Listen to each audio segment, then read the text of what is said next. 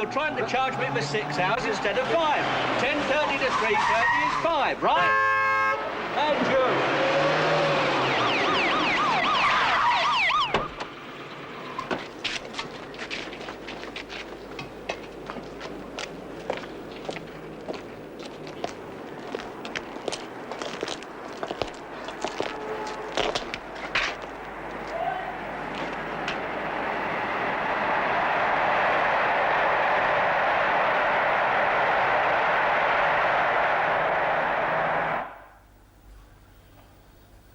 Lift the left leg, and down, and the right leg, and down, and relax.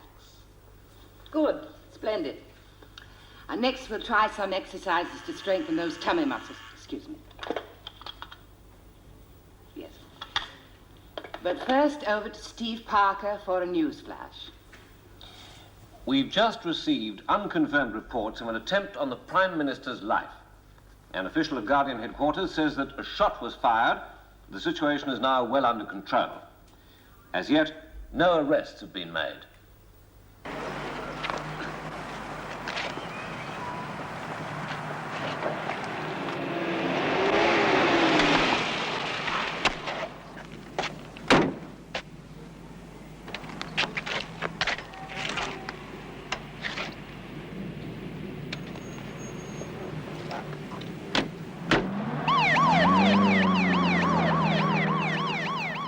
Now believed that a man has been detained for questioning, although a government spokesman refused to confirm or deny this report.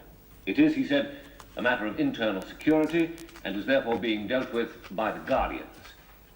The Prime Minister has spent the last few hours resting at Downing Street.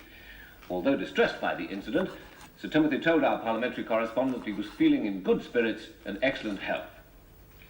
This afternoon's incident will be discussed in an EBC special immediately following this bulletin.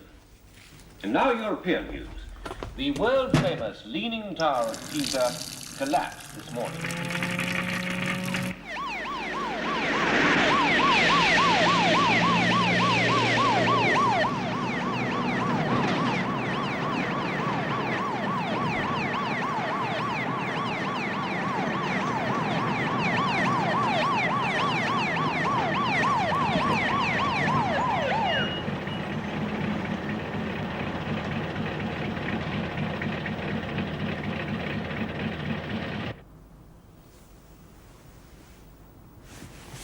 Tom?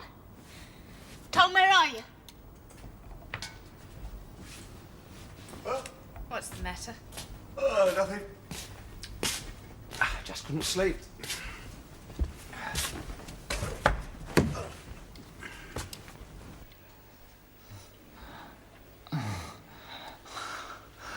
Come along now.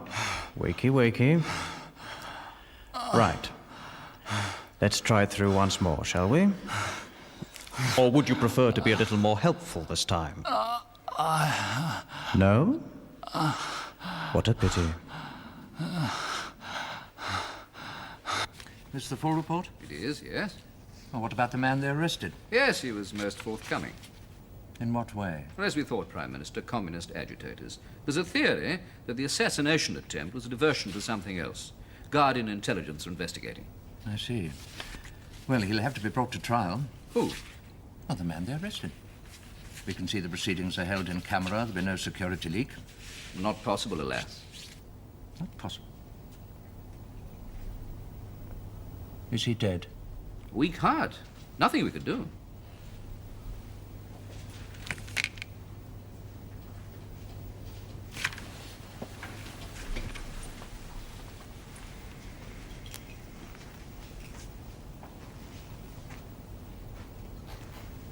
Why wasn't I told?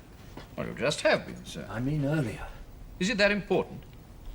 To me, yes. Then I apologize. It was my decision.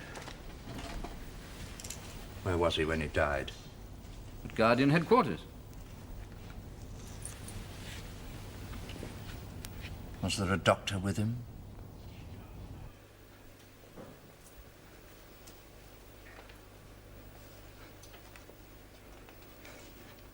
Feeling ill, are you?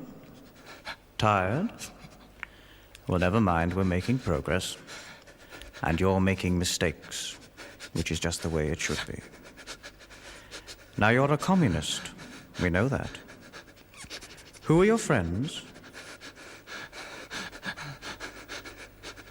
What about the body? Cremation, as usual. Most unfortunate business. It is indeed, sir. Most unfortunate. Not for publication, I'm sure you'll agree. I suppose not. No, I'll inform the Communications Committee. And now, sir, this is the revised script for your TV appearance on Friday. I think you'll find it interesting. A popular approach this time, and even more avuncular. Should be quite a success. Yes.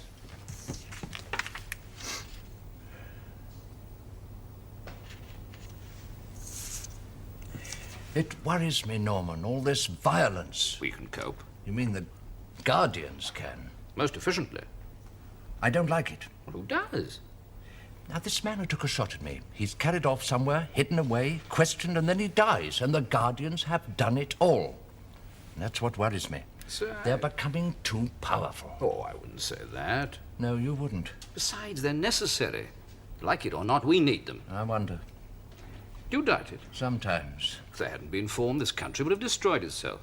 Riots, anarchy, revolution. There'd have been men, women, and children dead in the streets. The Guardians saved us. Yes. Well, I agree they're strong, sometimes ruthless, but they're keeping this country together. Disband them, and the subversives would flood back in a week. No, it'll take some considerable time before we dare live here without them. You're becoming quite eloquent, Norman. Quite eloquent. Thank you, sir. Perhaps you'd better go on the television and not me. Oh, I haven't the style, sir, the presence. Besides... What? Well, I prefer to work backstage. That's where my interest lies. One of nature's stage managers, you might say. I've no wish to be the star. Yes. Well, it's the stage manager who rings down the curtain. Perhaps he's the most powerful member of the troupe. Perhaps. Oh, by the way, sir, apropos television, I see you're dining with the head of EBC. Yes, that's right. I'd be most grateful if you draw his attention to the latest restriction notice. Draw his attention. Well, there have been one or two lapses of late, and there must be a blanket restriction on the shooting aftermath. It's a social occasion, Norman. Well, just a word, sir, that's all. It is important. Oh, very well. I'll see.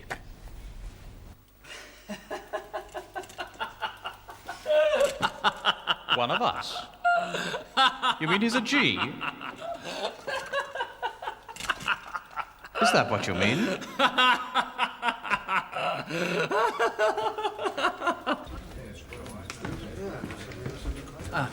Humble apologies. Not to worry. Sorry, I simply couldn't get away. Affairs of state. No, a cousin phoned, couldn't get him off the line. Oh. How are you, Tim? Absolutely fine. Yes, you look it. Absolutely first class. Rotten business yesterday. I was very sorry. What happened to the man?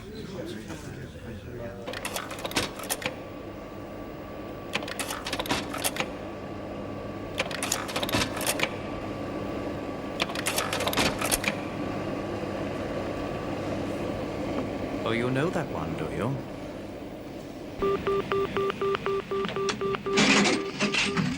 Hello? Tom Weston. You were told not to ring. Yeah, but it's been a bad day. What's happened? They got him. And he's being questioned. It's only a matter of time. Are you sure? I know these people. He'll talk. Maybe not. Look, I can't take that chance. I've got to have a ticket, money and a passport. I've got to get out while I can. And your wife? She knows nothing. No, I'll tell her I've been called away on duty. Do you believe that? Yes, of course, yes. I'll ring her now. Very well. Come to Disraeli Road. When? We'll need time. Well, in 3 hours, 4. 4. Ta.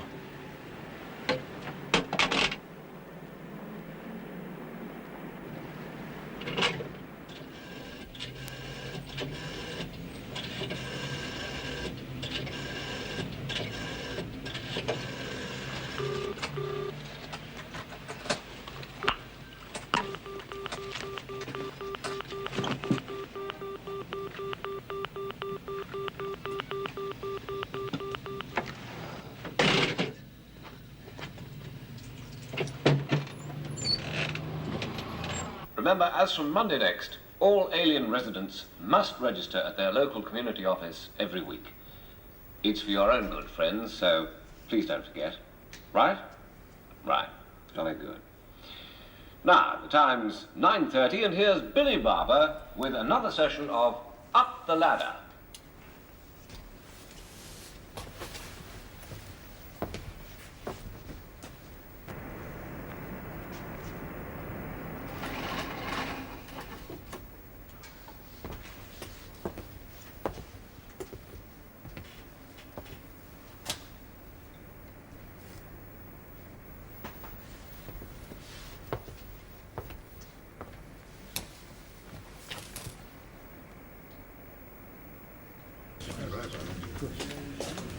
Fish can be good.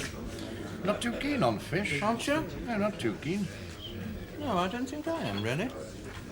Have a steak. Why not? Oh, that suits you. Yes, fine. Fillet? No, I'm happy with the entrecôte. Well, what about steak d'Iane? Oh, that's a good idea. Oh, splendid, splendid.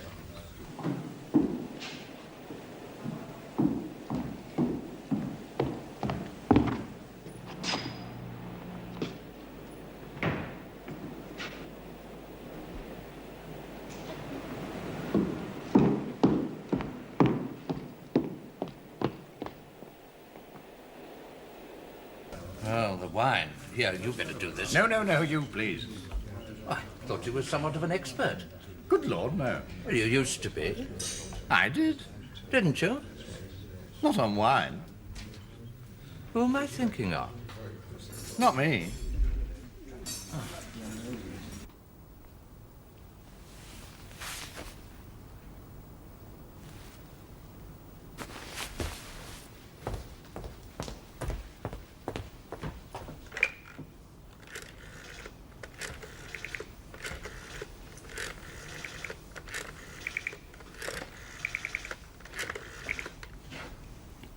Hello?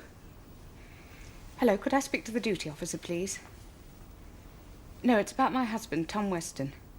I wondered if he'd been transferred to late duty. Would you? Thank you very much. Yes, I'll hang on.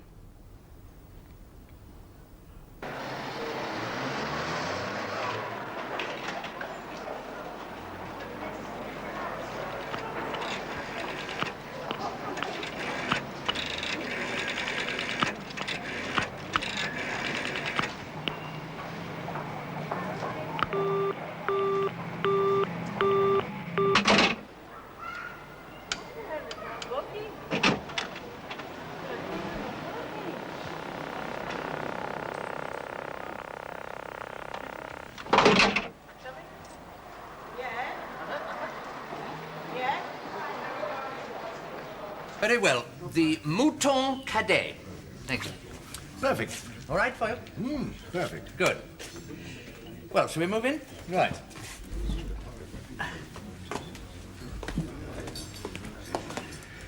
Ah. Come on, Fanny, then.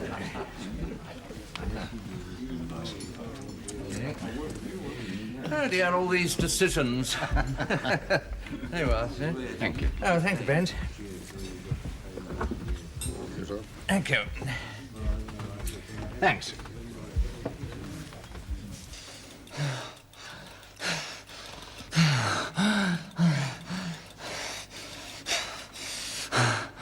Good. Well, that's much better.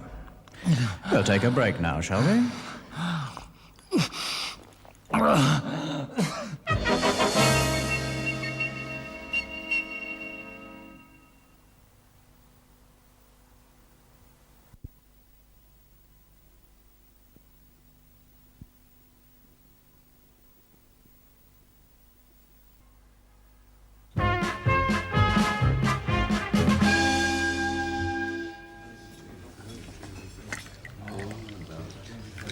Thank you, Ben. Thank you.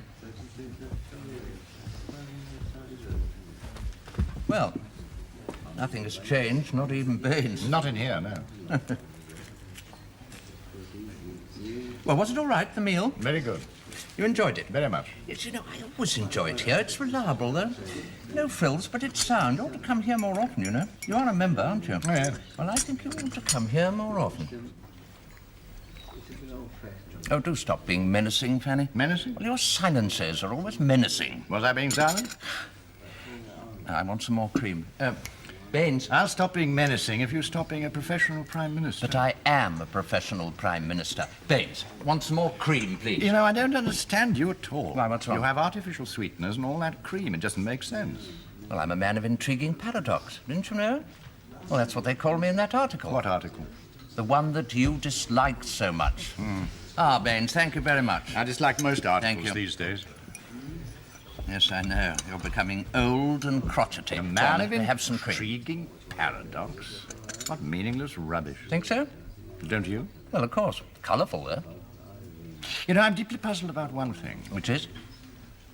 I can't think how you can bear to work alongside that appalling little turd Norman. Well, what's he done now? Nothing specific, I just can't stand him. Well, he does lack charm, I do agree. He's a sod. Yes, I think perhaps he is, rather. A sod. But he's doing a sod's job. Well, it depresses me, Tim. You mustn't let it. Norman's not all that important. Isn't he? Now, don't start being cryptic, please. I can't think how you can work with him. Well, it's all in the line of duty, as Once they say. upon a time, you'd have refused. Refused what? To work with a man like Norman, you'd have resigned. I decided I was too old for such theatrical gestures. No, I'm talking about principles, Tim. Are you too old for them as well? I vote we avoid cheap insults if we can. Oh, for Christ's sake, Tim, we are supposed to be old friends. That gives you the right to be insulting and aggressive, does I'm it? only speaking the truth. As you see it. When we were at Cambridge. Oh, well, it was a different place. I admired you then because you really were what we all pretended to be. Compassionate and politically honourable. I'm flattered. Which makes it all the sadder. What does? Your acceptance of an unpleasant and possibly dangerous situation. And you're being awfully melodramatic. No, I don't think so. Oh, yes, you are, believe me. Now, there's no point in looking back to those rosy days of undergrad politics. There's a fairly wide gulf between theory and practice, you know. That's right, shrug it off. I'm not shrugging anything off. It's the truth, and I'm in a position to know what I'm talking about, after all. You know, you're behaving like a sentimental old clergyman. We'll be having watery tears next if you're not very careful. Huh? You know, it's a funny thing, but people can never bear being reminded of an idealistic past. It always makes them very angry, men particularly. That and the accusation of impotence. Oh, immediate denials can be relied upon on both counts. You often accuse people of being impotent. It's probably the same thing, of course, promising much, but being unable to perform. In other words, you're disappointed in my performance as Prime Minister? No, not entirely. But I am alarmed at your inability or refusal to control certain extreme elements.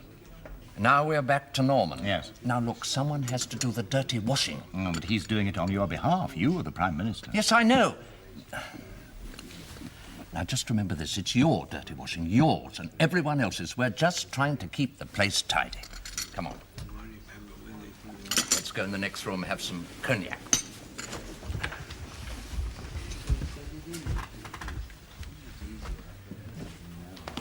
You're very good at this game, aren't you? Not bad. Self-justification. That what you call it? Don't you? I want some cognac.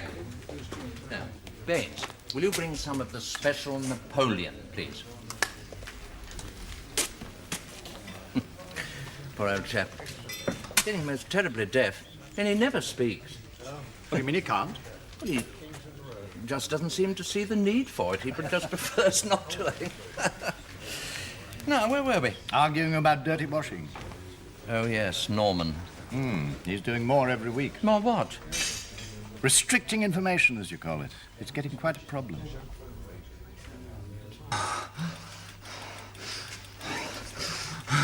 come along now. You haven't told us anything yet. Well, nothing of importance, anyway. We've got a few names. We can make a few guesses. Now, how about an address or two?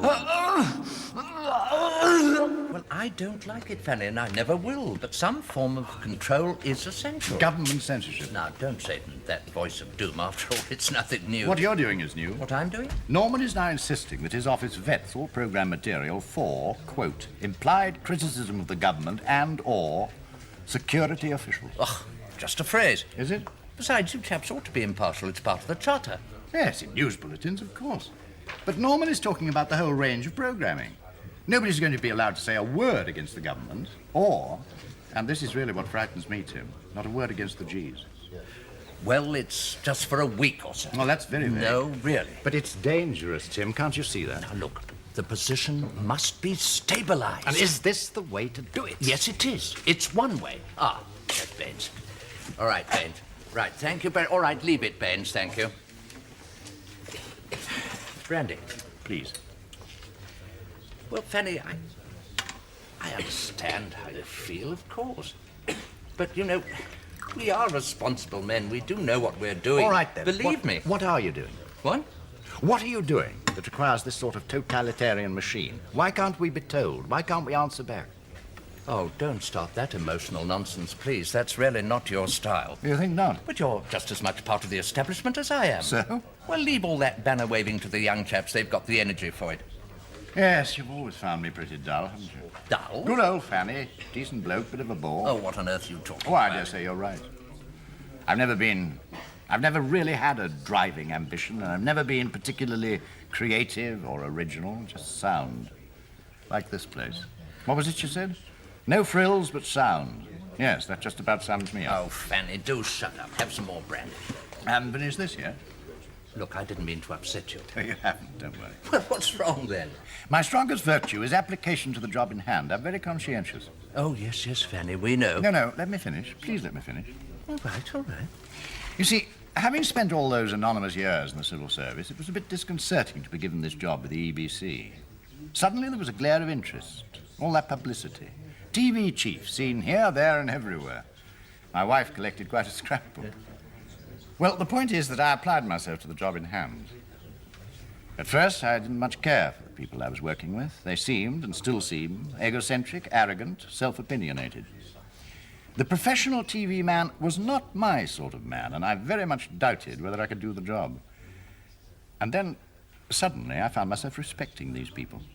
They believe in what they're doing, and one can ask no more than that. Beneath all the frills and flowery manners, there's a genuine desire to communicate some element of truth, be it fact, fiction, or merely frivolous. And I think it's wrong to limit their function as you are trying to do.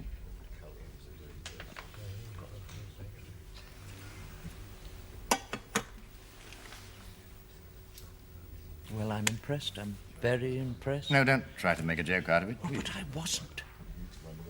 But you see, the trouble is that some form of control is absolutely essential at this moment of time. Quite essential. We must know where he's gone.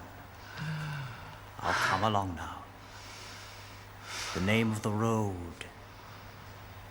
A number.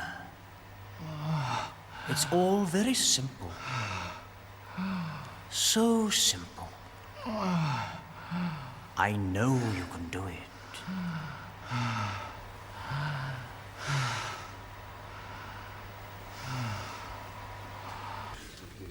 All right, Fanny, all right. You've had your say, now you let me have mine. Now, I think this country got into the state it did because of confusion. Moral, political, social confusion. The Hitler War marked the end of a chapter. The Christian church was in sharp decline. All the social distinctions were being totally erased. Everyone was just floundering about, not knowing who they were, where they were going. You see, we were just clutching at straws, don't you remember? I mean, Supermac, Carnaby Street, the Beatles. Everything had to be trivialized because we daren't look at things seriously, and some form of national breakdown was inevitable. And now we're in the position of a patient who's told, rest as much as you can, no shocks to the system, try and build up your strength, must take things easy. Well, that's why some form of government control, government censorship is essential. I mean, it's for the common good. Simple as that. No, it's not simple, Tim. Not really. But the basic issue is simple. No, it isn't. How can you, one man, decide what I, another man, can or cannot be told about life in my country? Don't start on that, please. Don't start on what? But life depends on one man telling another man what to do. I mean, that's the way the world wags. Yes, but you're telling this other man what he must think. Oh, rubbish. Censorship can never be justified, Tim. It can only be imposed. What on earth is that supposed to mean? Precisely what it says. Oh, it's not difficult to impose censorship. A person in authority can easily prevent a certain book being read or a film being screened. or a thought being expressed. It is, however, impossible for that person to justify such a restrictive action. My dear Fanny, that's just woolly-minded liberalism. Not at all. All right, then. You want children to go unprotected, do you?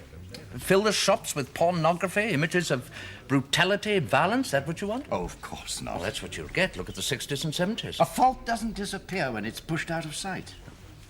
Some form of restriction is necessary for the general good. That's what government means. That's what civilization means. Does it? Well, of course it And does. to hell with the moral dilemma. Whose moral dilemma? What gives you the right to tell me what I should think? I'm talking about the general good. Oh, really? And what do you know about the general You good? know perfectly well. No, I don't, and I suspect you don't either. I'm talking about what people want, what they expect a government to provide. Yes, but what on earth do you know about the people? So you think I'm out of touch, do you? Oh, but my dear Tim, we're both out of touch. You speak for yourself. Well, when did you last stand in a bus queue, run for a train, worry about the rent or grumble about the price of bread? Oh, Fanny, that's a very limited view of people. I dare say, but it's very near the truth. No, we've spent too many years in chauffeur-driven cars. We've lost touch. I was voted in with an overwhelming majority. Because you're a good boss figure, that's why. The average elector certainly prefers being governed by a boss. He doesn't take kindly or trust a man who claims to be his equal. Oh, Fanny, what a terrible cynic you've become. We've both become rich, successful, and elderly. And we've both completely lost touch with the vast majority of our fellow human beings. We're like a couple of influential dinosaurs, impressive at first glance, but basically irrelevant. No, bald. And that is why I'm worried when you claim to be working for the common good. And that is why I think it's dangerous for you to adopt this paternalistic attitude. You can't possibly know what people want. I doubt very much if you know what your own son wants. Oh, now leave Chris out of this. Well, it was only a for instance. Now, Fanny, look, I don't care what you say. I don't care how much you argue. I am totally convinced that the British people need strong government. They need leadership. Well, they need to be told what to do, what to think. Quite a lot of them do, yes, and it's just romantic left-wing nonsense to think otherwise. But it's nothing to do with left-wing, right-wing, any sort of wing. All right, then, what's the alternative? Strikes, day and night, national bankruptcy, crime waves, people copulating on the stage. Oh, now you're being extreme. Well, it could happen. It very nearly did. Maybe. Is that what you want? No. But I think I'd rather have that than the other extreme. Which is? The burning of books, the burning of Jews. Fanny, for God's sake. Censorship on any considerable scale presupposes that I, the censor, am right, and you, the public, are wrong. From then on, it's just a matter of degree, as Hitler and his chums discovered. But you can't believe that. Why not? But you can't. Well, I do. Ben,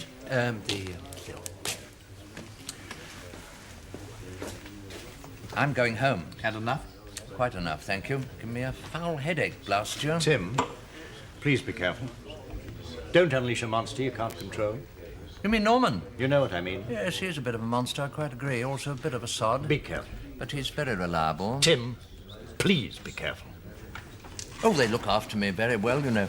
See that chap sitting at the table over there, the one with the OE tie? That's my bodyguard. Extraordinary fellow. Did he go to eat? What? Oh, good heavens, no. Oh, by the way, this shooting business, tell your chaps to play it down, will you? Play it down? Yes, shooting's bad for morale, you know. It makes people think things are worse than they really are. When you say play it down... Drop it. But this man has been arrested. What man? I thought you said... Me? Well, we can't just drop the whole story, Tim. Why not? People want to know. Oh, rubbish. They're bored with politics. Not exciting enough. No kicks.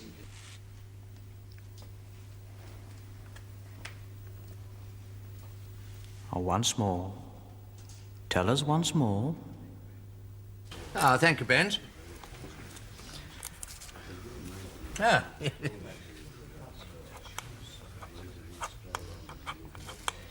Thank you very much. Now, that was a very good meal. Absolutely first class. Thank you.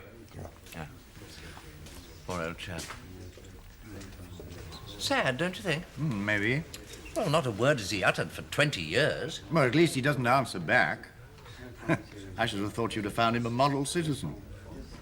Oh, don't try to be clever, Fanny, please. I'm too tired. Come on. You know, here we are, arguing the rights and wrongs of this and that, and most people couldn't give a damn either way. Ah, but that doesn't alter the basic morality. No, I suppose it doesn't. Oh, good old Fanny. Do you know, I was thinking as I was driving here, we've known each other nearly 40 years.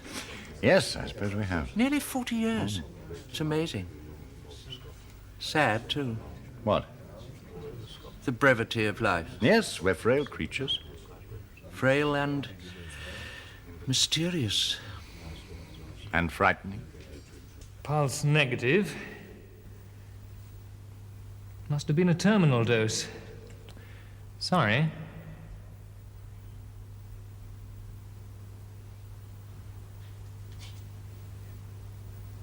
Yes, very frightening.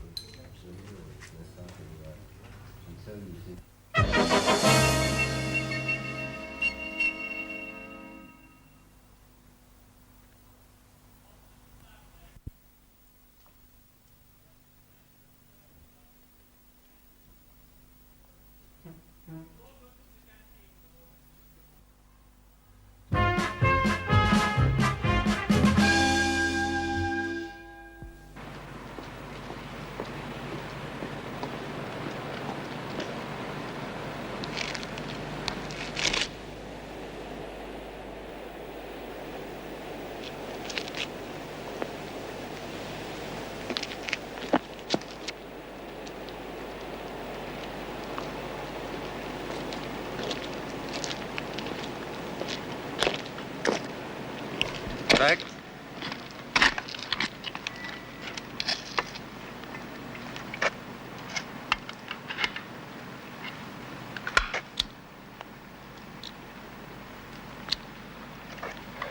Tired? Not half. Ain't we all? Not much scotch and a lot of soda. Oh, I've nearly drowned it. Good. Thank you. I wonder how many times we've done this. Quite a number. Yes, quite a number. Not for some years, though. No. Look, I'm sorry to drag you back here. Oh, I'm honoured. Mr. Prime Minister. Oh, come off it, Fanny. You know, my trouble is I'm becoming rather melancholic in my old age. Not you, Shirley. Oh, yes. What's that phrase, the skull beneath the skin? I'm becoming increasingly aware of the skull beneath the skin. Ah, mortality. Yeah, that. You'd be surprised to know how often I think back on those few years at Cambridge. I didn't think you were very happy there. No, I wasn't. Academic life didn't suit me. I wanted to get out and do something. What a fool I was. Not necessarily. Oh, yes.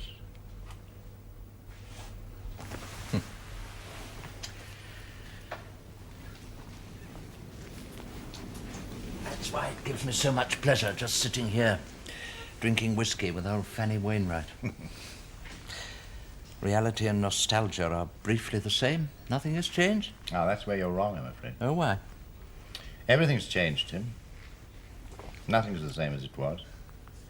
Nor can it ever be. We're living in a different world.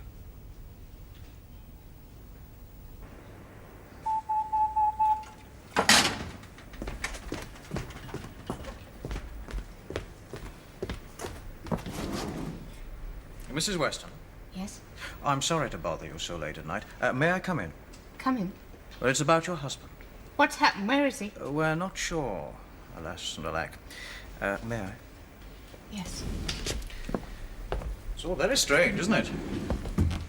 You're from headquarters. Yes, someone suggested that it might be a good idea to come round here. Thank you. You must be very worried. Yes, I am. Yes, you must be.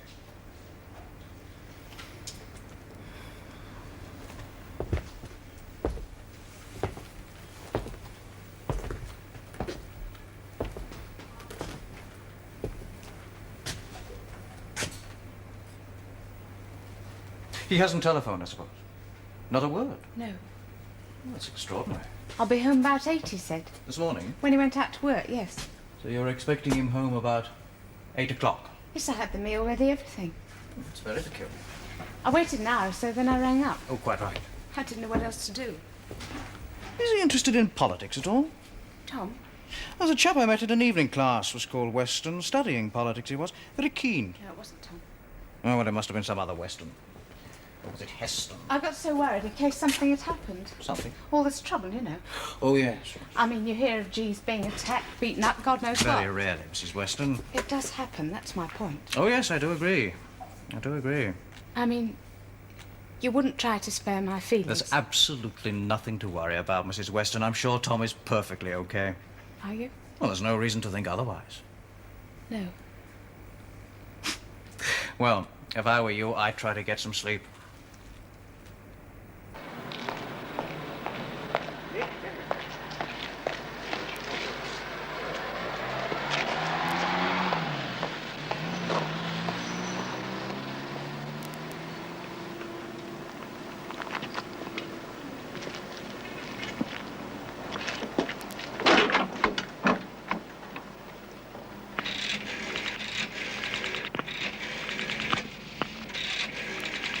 Well, I mean, there's no point in staying up. If we get any news, I'll let you know straight away. You're very kind. Oh, it's the least we can do. Don't forget, you can trust the G's. Yes, that's right. Well, we must try and live up to our publicity after all. Hello? Tom. Tom, old boy, we've all been very worried.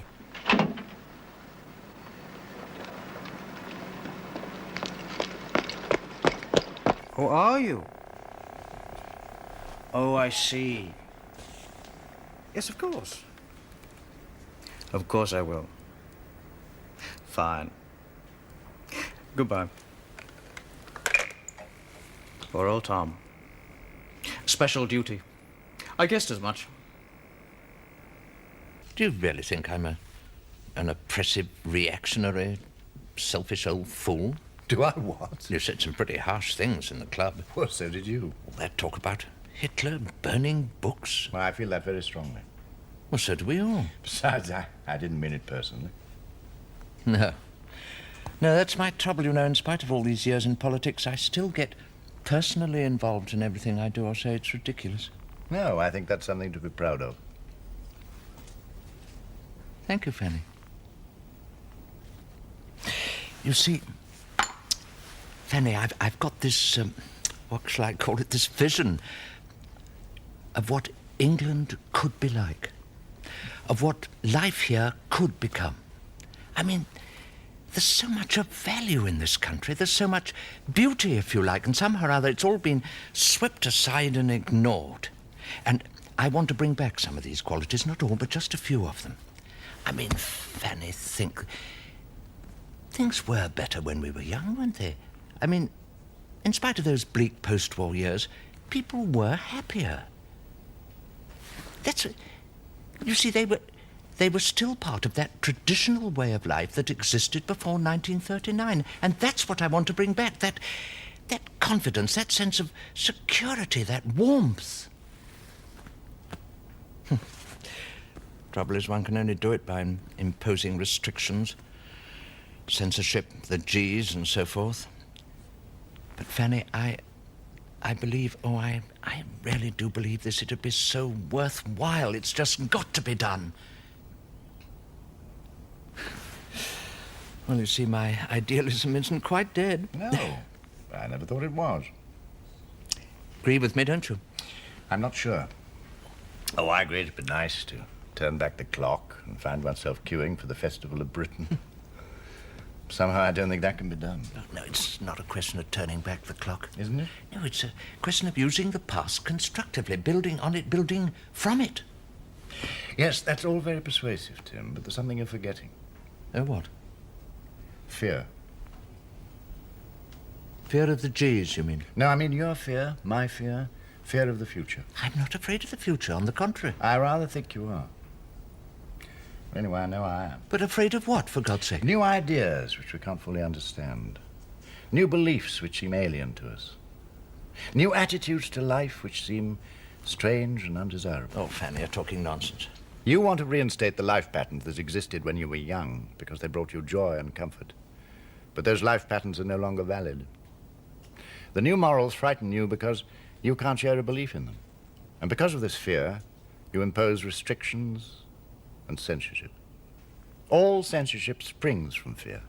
One feels threatened, and therefore one destroys. It's like squashing a spider.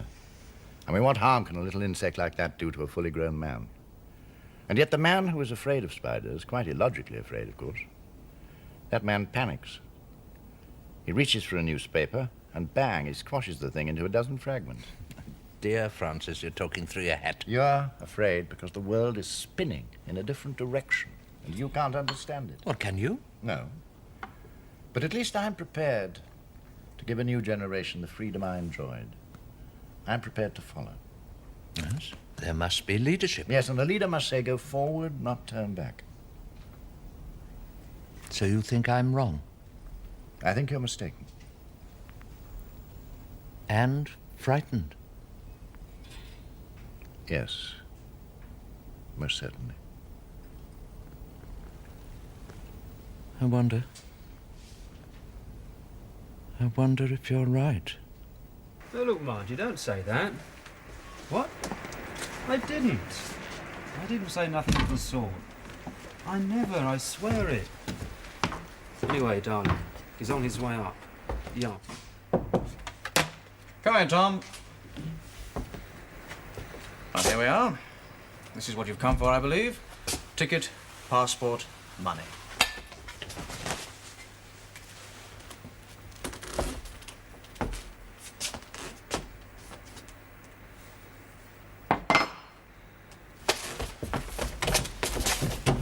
All I said was I'd go to Brenda's to see if she was all right. It was only a friendly visit after all. Brenda's not like that, Margie. Honest, she's not. I never. Honest. I swear it. Well, it's been an exhausting evening. Have I exhausted you? Yes, you have, rather, I must confess. I'm sorry. Oh, no, it's been fun. Has it? Don't you think? Yes, it's been very enjoyable. Good. Well, give my love to Helen. And mind your mother. Thank you. Oh, I was so sorry when Norman told me. Told you? About your mother. Well, what is it? God, I didn't realize. I thought you knew. What the hell are you talking about? I'm so sorry, Tim. Look, what is it? You see? You thought you hadn't been told. It's the same thing, really. Withholding information. It always hurts somebody.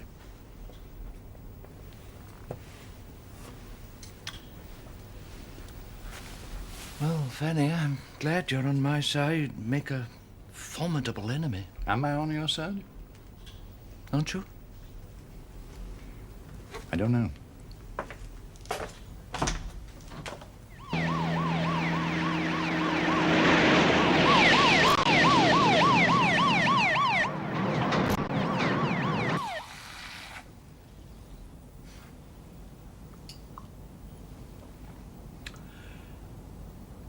Oh.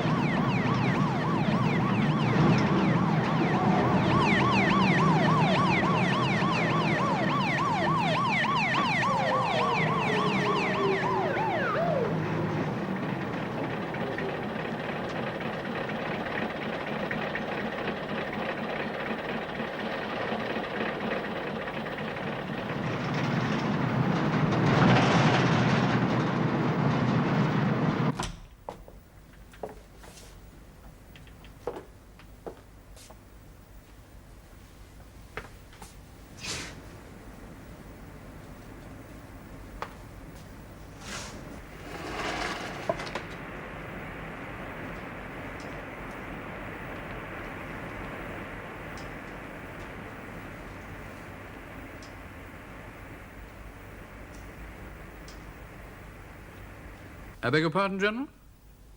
Yes, absolutely. Oh, yes, quite. Yes, they've all been picked up. The man Weston has been taken to headquarters. Yes, I'm sure he will. No, General, I don't propose to tell the Prime Minister. There seems little point, really. Far better let the Guardians handle it themselves. Yes, quite. Absolutely. What the ear doesn't hear, the heart doesn't grieve over.